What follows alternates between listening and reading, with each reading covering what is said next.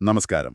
Kannur dental കോളേജിലെ public health dentistry വിഭാഗം മേധാവി ഡോക്ടർ മുഹമ്മദ് അർഷാദും പിന്നെ കോഴിക്കോട് ആസ്ഥാനമായി പ്രവർത്തിക്കുന്ന ഡെന്റൽ NGO ആയ dentist and you foundation charitable ട്രസ്റ്റിലെ ഡോക്ടർ വിവേക്ജിയും ചേർന്ന് തയ്യാറാക്കിയ ഒരു പഠന സഹായിയുണ്ട്. ഉണ്ട്. അതിനെ അടിസ്ഥാനമാക്കി ഞങ്ങൾ ഒരുക്കുന്ന ഈ ഓഡിയോ ചർച്ചകളിലേക്ക് സ്വാഗതം. നമസ്കാരം. കേരളത്തിലുടനീളമുള്ള ആരോഗ്യ പ്രവർത്തകർ, അതുപോലെ അംഗനവാടി ജീവനക്കാർ, സ്കൂൾ അധ്യാപകർ, പിന്നെ ഹെൽത്ത് കെയർ വോളണ്ടിയർമാർ, ഇവർക്കെല്ലാം കുട്ടികളുടെ ദന്താരോഗ്യത്തെക്കുറിച്ച് ഒരു വ്യക്തമായ പരിശീലനം നൽകുക, അതാണ് ഞങ്ങളുടെ ലക്ഷ്യം. അതെ, നിങ്ങൾക്കെല്ലാവർക്കും ഇത് എന്തായാലും പ്രയോജനപ്പെടും എന്ന് കരുതുന്നു. തീർച്ചയായും. ഇന്ന് നമ്മൾ കുട്ടികളുടെ പല്ലുകളുടെ ആരോഗ്യവും അവരുടെ ഭക്ഷണക്രമവും തമ്മിലുള്ള ഒരു ബന്ധത്തെക്കുറിച്ചാണ് സംസാരിക്കുന്നത്. വളരെ പ്രധാനപ്പെട്ട ഒരു ബന്ധമാണത്. അതെ, അഭേദ്യമായ ബന്ധം. നിങ്ങളുടെയൊക്കെ പരിശീലനത്തിന്റെ ഭാഗമായിട്ട് തീർച്ചയായും അറിഞ്ഞിരിക്കേണ്ട ചില കാര്യങ്ങളുണ്ട് ഇതിൽ, അല്ലേ? ഒരു കുട്ടിയുടെ ചിരി, അത് ഭംഗിയുള്ളതാകുന്നത് വെറുതെ പല്ല് തേച്ചതുകൊണ്ടോ ഡോക്ടറെ കണ്ടതുകൊണ്ടോ മാത്രമല്ല. അല്ല. അവർ എന്ത് കഴിക്കുന്നു എന്നതും വളരെ പ്രധാനമാണ്, ശരിയല്ലേ? തീർച്ചയായും. കുട്ടിക്കാലത്തെ ആ ഭക്ഷണശീലങ്ങൾ അത് അവരുടെ പല്ലിന്റെയും മോണയുടെയും ആരോഗ്യത്തെയും ബലത്തെയും ഒക്കെ ജീവിതകാലം മുഴുവൻ സ്വാധീനിക്കും. അത്രയ്ക്കും പ്രധാനമാണല്ലേ? അതെ. ഒരു കുഞ്ഞിന്റെ ആ ആദ്യത്തെ പാൽപ്പല്ല് വരുന്നില്ലേ, അതിനും എത്രയോ മുൻപ് തന്നെ നല്ല ഭക്ഷണത്തിലൂടെ പല്ലിന്റെ ആരോഗ്യത്തിന് നമ്മൾ അടിത്തറയിടുന്നുണ്ട്.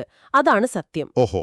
അതുകൊണ്ട് മാതാപിതാക്കളും അധ്യാപകരും പിന്നെ പ്രത്യേകിച്ച് ആരോഗ്യ പ്രവർത്തകരായി നിങ്ങളും മനസ്സിലാക്കേണ്ട ഒരു പ്രധാന കാര്യം എന്താന്ന് വെച്ചാൽ, ആരോഗ്യകരമായ ഒരു വായ തുടങ്ങുന്നത് നല്ല ആരോഗ്യകരമായ ഭക്ഷണക്രമത്തിൽ നിന്നാണ്. ശരിയാണ്. അപ്പോൾ തുടക്കത്തിൽ തന്നെ ചോദിക്കട്ടെ, ഈ സമീകൃതഹാരം എന്ന് കേൾക്കാറുണ്ടല്ലോ, ബാലൻസ്ഡ് ഡയറ്റ്. എന്താണ് അതുകൊണ്ട് ലളിതമായിട്ട് ഉദ്ദേശിക്കുന്നത്? പല്ലിന്റെ ആരോഗ്യത്തിൽ ഇതിനെന്താണ് പങ്ക്? ശരി. സമീകൃതാഹാരം, അതായത് ബാലൻസ്ഡ് ഡയറ്റ് എന്ന് പറഞ്ഞാൽ ശരീരത്തിന്റെ ഒരു ശരിയായ വളർച്ചയ്ക്ക്, പിന്നെന്താ, കേടുപാടുകൾ തീർക്കാൻ, രോഗങ്ങളെ പ്രതിരോധിക്കാൻ, ഇതിനൊക്കെ ആവശ്യമായ എല്ലാ പോഷകങ്ങളും. എല്ലാ പോഷകങ്ങളും. അതെ. വിറ്റാമിനുകൾ, ധാതുക്കൾ, പ്രോട്ടീൻ, കാർബോഹൈഡ്രേറ്റ്, കൊഴുപ്പ്, ഇതെല്ലാം ശരിയായ അളവിലും ഒരു അനുപാതത്തിലും ദിവസവും കിട്ടുന്ന രീതിയിലുള്ള ഒരു ഭക്ഷണക്രമം. അതാണ് സമീകൃതാഹാരം. ഓക്കേ. ഇത് ശരീരത്തിന്റെ മൊത്തത്തിലുള്ള ആരോഗ്യത്തിന് എത്ര പ്രധാനമാണോ അതുപോലെ തന്നെ പല്ലുകൾ, മോണകൾ, താടിയെല്ലുകൾ ഇവയുടെയൊക്കെ ആരോഗ്യത്തിനും വളരെ അത്യാവശ്യമാണ്. ശരി ശരി. നമുക്ക് ഭക്ഷണങ്ങളെ പൊതുവെ ഒരു 4 പ്രധാന ഗ്രൂപ്പുകളായിട്ട്, ഫുഡ് ഗ്രൂപ്പുകളായിട്ട് തിരിക്കാം. 4 ഗ്രൂപ്പുകൾ. ഓക്കെ. അതേതൊക്കെയാണ്? ഓരോന്നും ഈ പല്ലിന്റെ ആരോഗ്യത്തെ എങ്ങനെയാണ് സഹായിക്കുന്നത് എന്നും കൂടി ഒന്ന് പറയാമോ? പറയാം. ഒന്നാമത്തേത് പഴങ്ങളും പച്ചക്കറികളും, ഫ്രൂട്ട്സ് ആൻഡ് വെജിറ്റബിൾസ്. ഇപ്പോൾ ഉദാഹരണത്തിന് ആപ്പിൾ, പേരയ്ക്ക, ഓറഞ്ച്, ക്യാരറ്റ്, പിന്നെ ചീര പോലുള്ള ഇലക്കറികൾ. ഇവയിലൊക്കെ ധാരാളം വിറ്റാമിനുകളുണ്ട്, പ്രത്യേകിച്ച് മോണയുടെ ആരോഗ്യത്തിനു വേണ്ട വിറ്റമിൻ സി. പിന്നെ നാരുകൾ, അതായത് ഫൈബർ. അതെ, ഈ നാരുകൾ പല്ലുകളെ ഒരു സ്വാഭാവികമായിട്ട് വൃത്തിയാക്കാൻ സഹായിക്കും. ഓക്കേ. രണ്ടാമത്തേത് ധാന്യങ്ങൾ, അതിൽ തന്നെ തവിടുള്ളവ, ഹോൾ ഗ്രെയിൻസ് എന്ന് പറയും. തവിടുള്ള അരി, ഗോതമ്പ് ഒക്കെ. അതെ, തവിടുള്ള അരി, ഗോതമ്പ്, ഓട്സ്, റാഗി ഇവ ശരീരത്തിന് വേണ്ട ഊർജ്ജം നൽകും.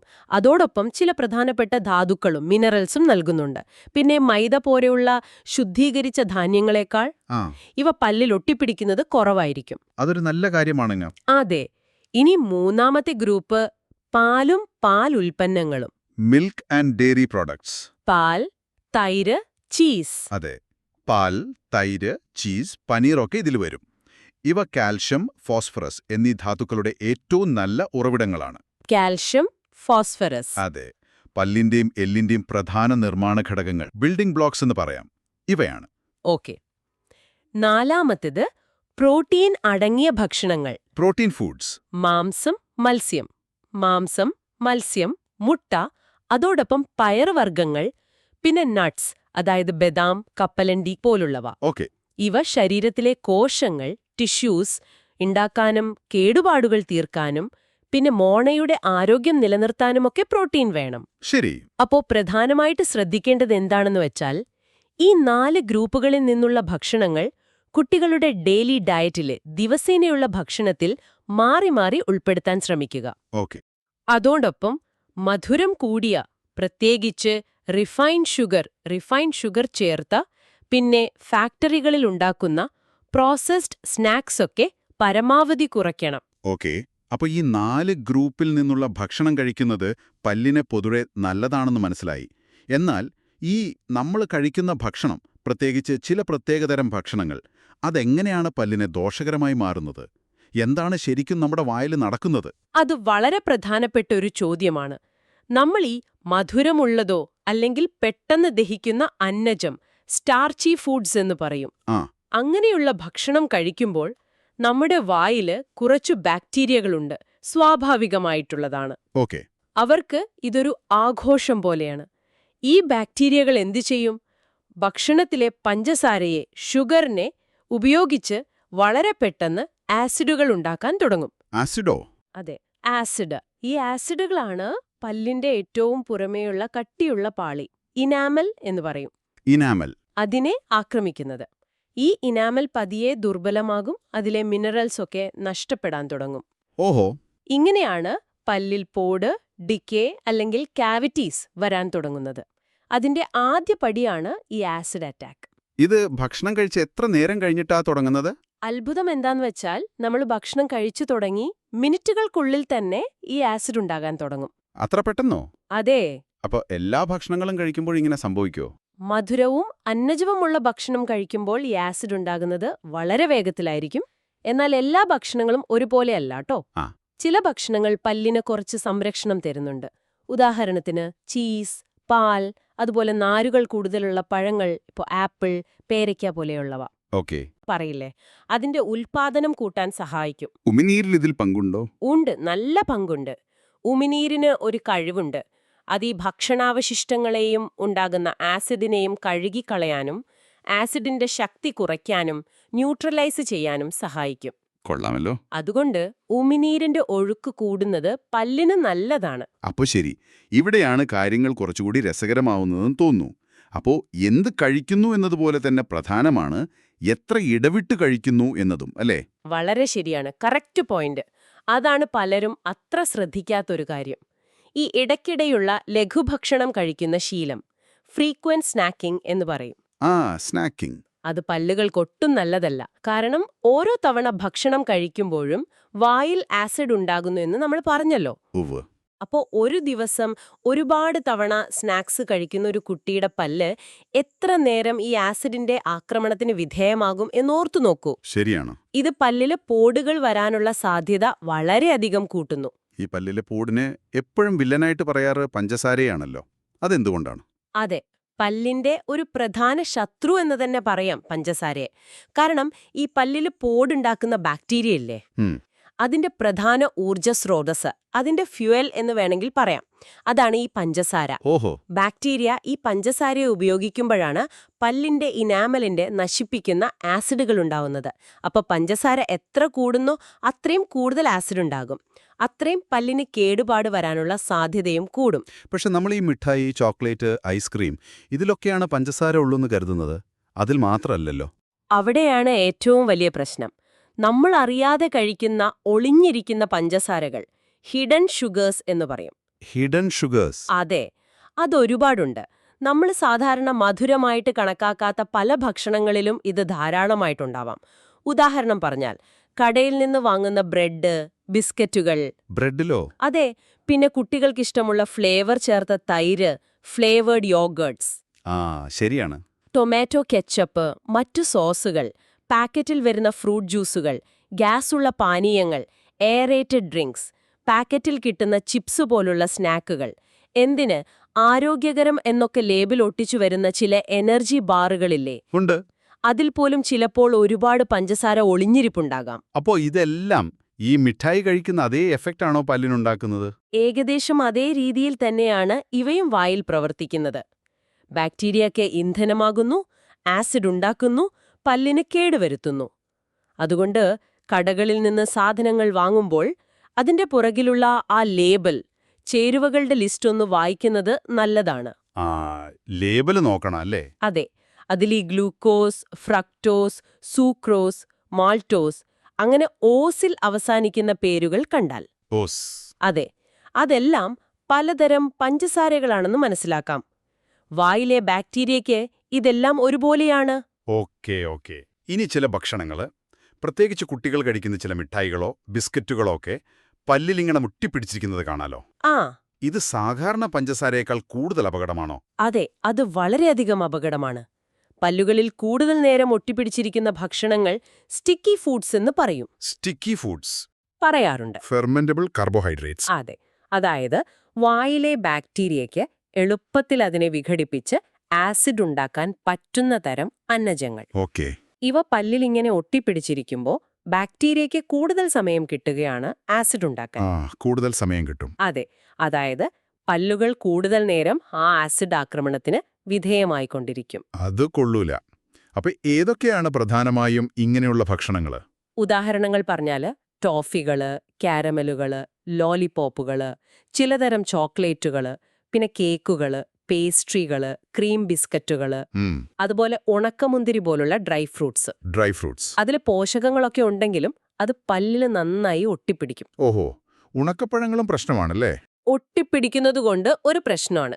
പിന്നെ ചിപ്സ്, മൈദ കൊണ്ടുണ്ടാക്കിയ വെള്ള ബ്രെഡ്, നൂഡിൽസ്, ഇതൊക്കെ ഈ കൂട്ടത്തിൽ പെടുത്താം. അപ്പോ ഇത്തരം ഭക്ഷണങ്ങൾ കുട്ടികൾ വല്ലപ്പോഴും കഴിച്ചാൽ അപ്പൊ തന്നെ എന്ത് ചെയ്യണം?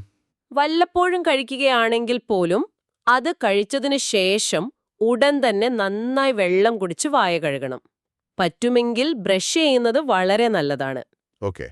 ഒരു കാര്യം എളുപ്പത്തിൽ ഓർക്കാൻ ഇങ്ങനെ മനസ്സിൽ വെച്ചാൽ മതി.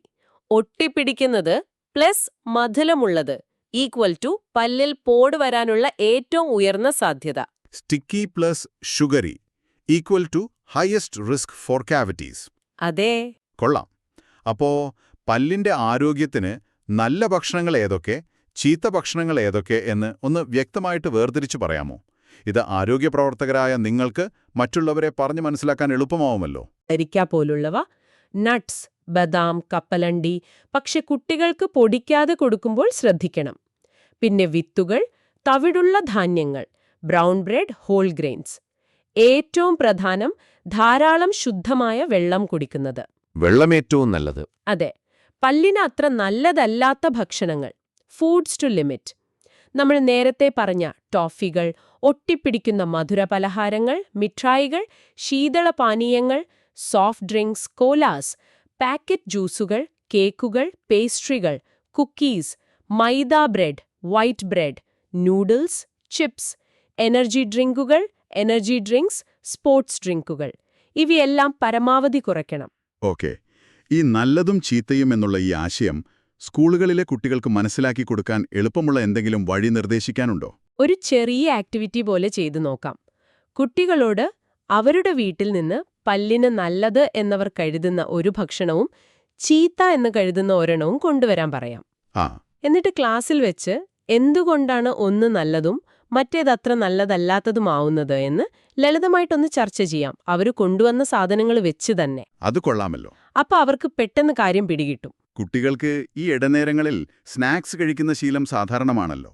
അത് പൂർണ്ണമായി ഒഴിവാക്കാനും ചിലപ്പോൾ പറ്റില്ല.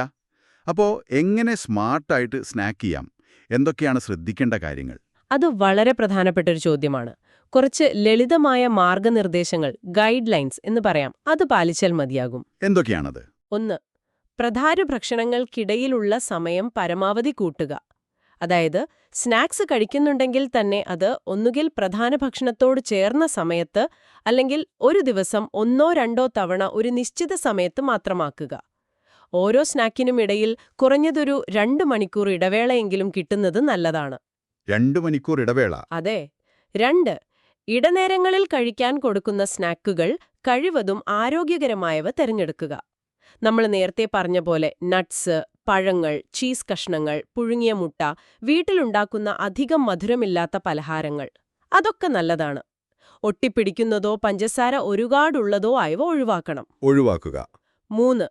മധുരപലഹാരങ്ങൾ, ഇപ്പോ കേക്ക്, പായസം പോലുള്ളവ വല്ലപ്പോഴും കൊടുക്കുന്നുണ്ടെങ്കിൽ അത് പ്രധാന ഭക്ഷണത്തിന്റെ കൂടെ, അതായത് ഉച്ചഭക്ഷണമോ അത്താഴമോ അതിന്റെ കൂടെയോ അല്ലെങ്കിൽ അതിന് തൊട്ടു പിന്നാലെയോ നൽകുന്നതാണ് ഏറ്റവും നല്ലത്. ഇടയ്ക്ക് തനിച്ചു കൊടുക്കരുത്. അതെ.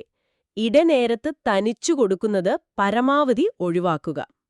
4. കാര്യം, ഏത് സ്നാക്ക് കഴിച്ചാലും അതിനുശേഷം നന്നായി വെള്ളം കുടിക്കുകയോ അല്ലെങ്കിൽ വായ നന്നായി കഴുകുകയോ ചെയ്യാൻ കുട്ടികളെ ശീലിപ്പിക്കണം. അത് വളരെ പ്രധാനമാണല്ലേ?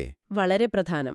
ഈ മധുരം പ്രധാന ഭക്ഷണത്തോടൊപ്പം നൽകണമെന്ന് പറഞ്ഞല്ലോ, അതിനെന്താണ് കാരണം? എന്തെങ്കിലും പ്രത്യേകതയുണ്ടോ? അതിലൊരു ശാസ്ത്രീയ വശമുണ്ട്. എന്താന്ന് വെച്ചാൽ നമ്മുടെ പ്രധാന ഭക്ഷണം കഴിക്കുമ്പോൾ ചവച്ചരച്ച് കഴിക്കുമ്പോൾ വായിൽ ഉമിനീരിന്റെ സെലൈവ ഉൽപാദനം സ്വാഭാവികമായും കൂടും. ശരിയാണ്. ഈ അധികമായി വരുന്ന ഉമിനീര് ഭക്ഷണത്തോടൊപ്പം നമ്മൾ കഴിക്കുന്ന പഞ്ചസാരയെയും മറ്റു ഭക്ഷണാവശിഷ്ടങ്ങളെയും വേഗത്തിൽ കഴുകിക്കളയാൻ സഹായിക്കും. ഓക്കെ. അപ്പോ ആസിഡ് ആക്രമണത്തിന്റെ തീവ്രതയും അത് നീണ്ടുനിൽക്കുന്ന സമയവും കുറയ്ക്കാൻ പറ്റും. ആഹാ, അതാണ് കാര്യം. അതേസമയം ഇടനേരത്ത് നമ്മൾ തനിച്ചൊരു മധുരം കഴിക്കുമ്പോൾ ഉമിനീരിന്റെ ആ ഒരു സംരക്ഷണം അത്രത്തോളം കിട്ടണമെന്നില്ല. മനസ്സിലായി. ഇനി പല്ലിന്റെയും എല്ലിന്റെയും ആരോഗ്യത്തിന് കാൽസ്യം വളരെ പ്രധാനമാണെന്ന് നമുക്കെല്ലാവർക്കും അറിയാം. പല്ലിന്റെ കാര്യത്തിൽ ഈ കാൽസ്യത്തിന്റെ പ്രാധാന്യം എന്താണ്? പല്ലുകളുടെയും എല്ലുകളുടെയും ഒരു അടിസ്ഥാന നിർമ്മാണ ഘടകം, ബേസിക് ബിൽഡിംഗ് ബ്ലോക്ക് എന്ന് പറയുന്നത് കാൽഷ്യമാണ്. ഓക്കെ. കുട്ടികളുടെ വളർച്ചയുടെ സമയത്ത് ആവശ്യത്തിന് കാൽഷ്യം കിട്ടിയില്ലെങ്കിൽ അവരുടെ പല്ലുകൾക്ക് വേണ്ടത്ര ബലം കിട്ടില്ല. ബലക്കുറവുണ്ടാവും. അതെ, ബലക്കുറവുണ്ടാവും. അത് പല്ലുകൾ പെട്ടെന്ന് പൊട്ടിപ്പോകാനും ഇനാമലിന് ബലമില്ലാത്തതുകൊണ്ട് എളുപ്പത്തിൽ കേടുപാടുകൾ ഡീക്കേ വരാനുമൊക്കെ ഉള്ള സാധ്യത കൂട്ടും. ഇത് ഏകദേശം എത്ര അളവിലാണ് കുട്ടികൾക്ക് ദിവസവും വേണ്ടത്? എവിടെ നിന്നാണ് ഇത് പ്രധാനമായിട്ടും കിട്ടുന്നത്? വയസ്സുവരെ ഏകദേശം 800 mg, പിന്നെ 9 മുതൽ 18 വയസ്സുവരെയുള്ള കുട്ടികൾക്ക് കുറച്ചുകൂടി വേണം. ഏകദേശം 1300 mg കാൽസ്യം ഒരു ദിവസം ആവശ്യമുണ്ട്. 1300 mg വരെ? അതെ. ഇനി ഇത് എവിടുന്ന് കിട്ടും എന്ന് ചോദിച്ചാല് ഏറ്റവും നല്ല ഉറവിടം പാലും പാലുൽപ്പന്നങ്ങളും തന്നെയാണ്. തൈര്, പനീർ, ചീസൊക്കെ. ഓക്കെ. ഇത് കൂടാതെ നമ്മുടെ നാട്ടിൽ എളുപ്പത്തിൽ കിട്ടുന്ന പച്ച ഇലക്കറികൾ, ഇപ്പൊ ചീര, മുരിങ്ങയില, പിന്നെ റാഗി, എള്ള്, ബദാം, സോയാപാൽ, ടോഫു, പിന്നെ മത്തി, നത്തോലി പോലുള്ള ചെറിയ മുള്ളോടുകൂടി കഴിക്കാൻ പറ്റുന്ന മീനുകൾ, ഇവയിലൊക്കെ കാൽസ്യം ധാരാളമുണ്ട്. അപ്പോൾ മാതാപിതാക്കളോടും അവരെ ഉപദേശിക്കുന്ന ആരോഗ്യ പ്രവർത്തകരായ നിങ്ങളോടും എന്താണ് ഇതിൽ പ്രധാനമായിട്ടും പറയാനുള്ളത്? കുട്ടികളുടെ ഭക്ഷണത്തിൽ ഈ പറഞ്ഞ കാൽസ്യം അടങ്ങിയ ഭക്ഷണങ്ങൾ കൃത്യമായി ഉൾപ്പെടുത്താൻ ശ്രദ്ധിക്കുക. ദിവസവും ഒരു ഗ്ലാസ് പാല് കൊടുക്കുന്നത് നല്ല ശീലമാണ്. പാൽ ഇഷ്ടമില്ലെങ്കിൽ തൈര്, മോര്, പനീർ അങ്ങനെയുള്ള രൂപത്തിൽ കൊടുക്കാം. ഈ മധുരം ചേർത്ത പാക്കറ്റ് പാനീയങ്ങൾക്ക് പകരം പാൽ ഒരു നല്ല ഓപ്ഷനാണ്. ശരിയാണ്. ഇനി കാൽഷ്യം മാത്രം കിട്ടിയാൽ മതിയോ? ഈ വിറ്റമിൻ ഡിയുടെ പങ്കിനെക്കുറിച്ചും കേൾക്കാറുണ്ടല്ലോ, അതെന്താണ്? അത് വളരെ പ്രധാനപ്പെട്ട ഒരു കാര്യമാണ് ചോദിച്ചത്. നമ്മൾ എത്രയധികം കാൽസ്യം കഴിച്ചിട്ടും കാര്യമില്ല. അത് ശരീരത്തിന് ശരിയായി വലിച്ചെടുക്കണമെങ്കിൽ, അബ്സോർബ് ചെയ്യണമെങ്കിൽ വൈറ്റമിൻ ഡി കൂടിയേ തീരൂ. ഓഹോ, അപ്പോ വൈറ്റമിൻ ഡി ഒരു സഹായിയാണല്ലേ? അതെ. എല്ലുകളിലേക്കും പല്ലുകളിലേക്കും കാൽസ്യത്തെ എത്തിക്കാൻ സഹായിക്കുന്ന ഒരു താക്കോല് പോലെയാണ് വൈറ്റമിൻ ഡി പ്രവർത്തിക്കുന്നത്. വൈറ്റമിൻ ഡി ഇല്ലെങ്കിൽ നമ്മൾ കഴിക്കുന്ന കാൽസ്യം ഒരു പക്ഷേ വേസ്റ്റായി പോകാം. ഇതെവിടുന്നാണ് നമുക്ക് കിട്ടുന്നത്? ഏറ്റവും പ്രധാനപ്പെട്ടതും ഏറ്റവും എളുപ്പത്തിൽ കിട്ടുന്നതുമായ ഉറവിടം സൂര്യപ്രകാശം തന്നെയാണ്. വെയിൽ കൊള്ളണം. അതെ. ദിവസവും രാവിലെ ഒരു 10 മണിക്കും ഉച്ചയ്ക്ക് 3 മണിക്കും ഇടയിലുള്ള സമയത്ത് ഒരു 15-20 മിനിറ്റ് നേരം കൈകാലുകളിലെങ്കിലും നേരിട്ട് വെയിലേൽക്കുന്നത് വൈറ്റമിൻ ഡി ഉണ്ടാക്കാൻ ശരീരത്തെ സഹായിക്കും. പക്ഷേ ഒരുപാട് നേരം കഠിനമായ വെയിൽ കൊള്ളുന്നത് നല്ലതല്ല. ശരി. ഇതല്ലാതെ ഭക്ഷണത്തിലൂടെയും കിട്ടും. മുട്ടയുടെ മഞ്ഞ, ചിലതരം മത്സ്യങ്ങൾ, മത്തി, അയല പോലുള്ളവ, വൈറ്റമിൻ ഡി ചേർത്ത പാല്, അതായത് ഫോർട്ടിഫൈഡ് മിൽക്ക്, പിന്നെ കൂൺ എന്നിവയിലൊക്കെ വൈറ്റമിൻ ഡി ഉണ്ട്. ഓക്കെ. ഇപ്പോഴത്തെ ഒരു പ്രശ്നം എന്താന്ന് വെച്ചാൽ കുട്ടികൾ കൂടുതലും വീടിനകത്ത് തന്നെ കളിക്കുകയോ TV കാണുകയോ ചെയ്യുന്നതുകൊണ്ട് പലർക്കും ആവശ്യത്തിന് വെയിൽ കിട്ടുന്നില്ല. അപ്പോൾ വൈറ്റമിൻ ഡിയുടെ കുറവ്, ഡെഫിഷ്യൻസി സാധാരണയായി കാണുന്നുണ്ട്. അതൊരു പ്രശ്നം തന്നെയാണല്ലേ? അതെ. ഇത് പല്ലുകളുടെ വളർച്ചയെയും ബലത്തെയും ഒക്കെ ബാധിക്കാം. അപ്പോ ഈ പറഞ്ഞ കാര്യങ്ങളെല്ലാം വെച്ച് നോക്കുമ്പോൾ മാതാപിതാക്കൾക്കും അധ്യാപകർക്കും പിന്നെ പ്രത്യേകിച്ച് ഈ ഫീൽഡിൽ വർക്ക് ചെയ്യുന്ന ആരോഗ്യ പ്രവർത്തകരായ നിങ്ങൾക്കും ഈ അറിവ് എങ്ങനെ പ്രായോഗിക തലത്തിൽ ഉപയോഗിക്കാം? എന്തൊക്കെ കാര്യങ്ങളാണ് ശ്രദ്ധിക്കേണ്ടത്? തീർച്ചയായും ഈ അറിവ് പ്രായോഗികമാക്കുക എന്നതാണ് ഏറ്റവും പ്രധാനം. കുറച്ചു കാര്യങ്ങൾ ശ്രദ്ധിക്കാം. 1. വീട്ടിലും സ്കൂളിലും കുട്ടികൾക്ക് എളുപ്പത്തിൽ കിട്ടുന്ന സ്നാക്കുകൾ അത് കഴിവതും ആരോഗ്യകരമായവയാണെന്ന് ഉറപ്പുവരുത്തുക. പഴങ്ങൾ, നട്ട്സ്, വീട്ടിലുണ്ടാകുന്ന പലഹാരങ്ങൾ എന്നിവയ്ക്ക് മുൻഗണന കൊടുക്കുക. ഓക്കെ. 2. കുട്ടികളുമായി അവരുടെ ഭക്ഷണത്തെക്കുറിച്ച് ഇടയ്ക്ക് സംസാരിക്കുന്നത് നല്ലതാണ്. പല്ലിന് നല്ല ഭക്ഷണം, ചീത്ത ഭക്ഷണം എന്നൊക്കെയുള്ള ആശയങ്ങൾ ലളിതമായ ചിത്രങ്ങളിലൂടെയോ കളികളിലൂടെയോ ഒക്കെ അവരെ മനസ്സിലാക്കുക. 3. ഓരോ തവണ ഭക്ഷണം കഴിച്ച ശേഷവും സ്നാക്സ് കഴിച്ച ശേഷവും കുറഞ്ഞത് വെള്ളം ഉപയോഗിച്ച് വായ നന്നായി കുൽക്കുഴിയുകയോ റിൻസ് ചെയ്യുകയോ ചെയ്യാൻ കുട്ടികളെ പഠിപ്പിക്കണം. ഇതൊരു ശീലമാക്കണം. നിർബന്ധമായും. 4. പഴങ്ങളും പച്ചക്കറികളുമൊക്കെ അവർക്കിഷ്ടപ്പെടുന്ന രീതിയിൽ കുറച്ച് ആകർഷകമായി മുറിച്ചോ അറേഞ്ച് ചെയ്തോ ഒക്കെ കൊടുക്കാൻ ശ്രമിക്കാം. ക്രിയേറ്റീവായിട്ട്. അതെ. 5. ഏറ്റവും പ്രധാനപ്പെട്ട കാര്യം, മുതിർന്നവർ നല്ല ഭക്ഷണശീലം പിന്തുടർന്ന് കുട്ടികൾക്ക് മാതൃകയാവുക. നമ്മൾ ചെയ്യുന്നത് കണ്ടാണ് കുട്ടികൾ പഠിക്കുന്നത്. അത് വളരെ ശരിയാണ്. 6. ഭക്ഷണമുണ്ടാക്കുമ്പോൾ ചെറിയ ചെറിയ സഹായങ്ങൾ ചെയ്യാൻ കുട്ടികളെയും കൂട്ടുന്നത് നല്ലതാണ്. അവരുണ്ടാക്കാൻ സഹായിച്ച ഭക്ഷണം കഴിക്കാൻ അവർക്കൊരു പ്രത്യേക താൽപ്പര്യം കാണും. ഉണ്ടാകും. 7. കുട്ടികൾ നല്ല കാര്യങ്ങൾ ചെയ്യുമ്പോൾ എപ്പോഴും സമ്മാനമായി മിഠായിയോ ചോക്ലേറ്റോ കൊടുക്കുന്നൊരു രീതിയുണ്ട്. അത് ഒഴിവാക്കാൻ ശ്രമിക്കുക. പകരം നല്ല വാക്കുകൾ പറയാം, ചെറിയ സ്റ്റിക്കറുകൾ കൊടുക്കാം, അല്ലെങ്കിൽ കളിക്കാൻ കുറച്ചധികം സമയം കൊടുക്കാം. അങ്ങനെയൊക്കെ ആകാം.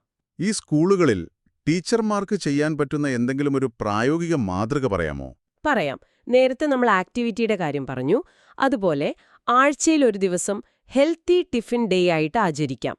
Healthy tiffin day. അതെ. പല്ലിന് ആരോഗ്യകരമായ ഭക്ഷണം ലഞ്ച് ബോക്സിൽ കൊണ്ടുവരുന്ന കുട്ടികളെ അന്ന് പ്രത്യേകം അഭിനന്ദിക്കുകയോ ചെറിയ പ്രോത്സാഹന സമ്മാനങ്ങൾ നൽകുകയോ ചെയ്യാം. അല്ലെങ്കിൽ ക്ലാസ്സിൽ ഒരു സ്മൈൽ ചാർട്ട് വെച്ചിട്ട് ആരോഗ്യകരമായ ഭക്ഷണം കഴിക്കുന്ന ദിവസങ്ങളിൽ കുട്ടികൾക്ക് സ്റ്റാർ സ്റ്റിക്കറുകൾ നൽകാം. ഇതൊക്കെ അവരെ മോട്ടിവേറ്റ് ചെയ്യും. നല്ല ഐഡിയ. ഇനി നേരത്തെ നമ്മൾ സൂചിപ്പിച്ച ആ ആസിഡ് അറ്റാക്ക് ക്ലോക്ക് എന്നൊരു ആശയം അതൊന്നുകൂടി വ്യക്തമാക്കാമോ? ഈ ഇടയ്ക്കിടെ സ്നാക്സ് കഴിക്കുന്നതിലെ അപകടം മനസ്സിലാക്കാൻ ഇത് നന്നായി ഉപകരിക്കുമല്ലോ. തീർച്ചയായും. ഓരോ തവണ ഒരു കുട്ടി മധുരമോ അല്ലെങ്കിൽ അന്നജമോ അടങ്ങിയ എന്തെങ്കിലും കഴിക്കുമ്പോൾ വായിലെ ബാക്ടീരിയകൾ ആസിഡ് ഉണ്ടാക്കാൻ തുടങ്ങുമെന്ന് പറഞ്ഞല്ലോ. ഓ.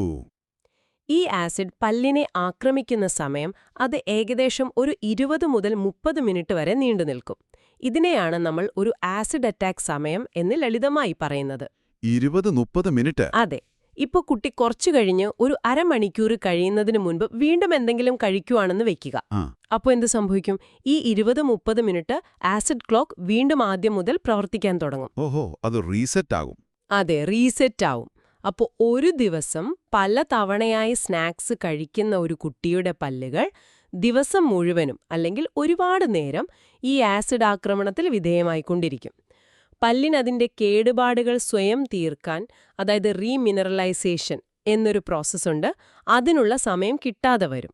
അപ്പോ ഒറ്റത്തവണ കുറച്ച് കൂടുതൽ മധുരം കഴിക്കുന്നതിനേക്കാളും അപകടമാണ് ഇടയ്ക്കിടയ്ക്ക് കുറേശ്ശെയായി ദിവസം മുഴുവനും കഴിച്ചുകൊണ്ടിരിക്കുന്നത്, അല്ലേ? അതെ, അതാണ് അതിലെ ഏറ്റവും പ്രധാനപ്പെട്ട പോയിന്റ്.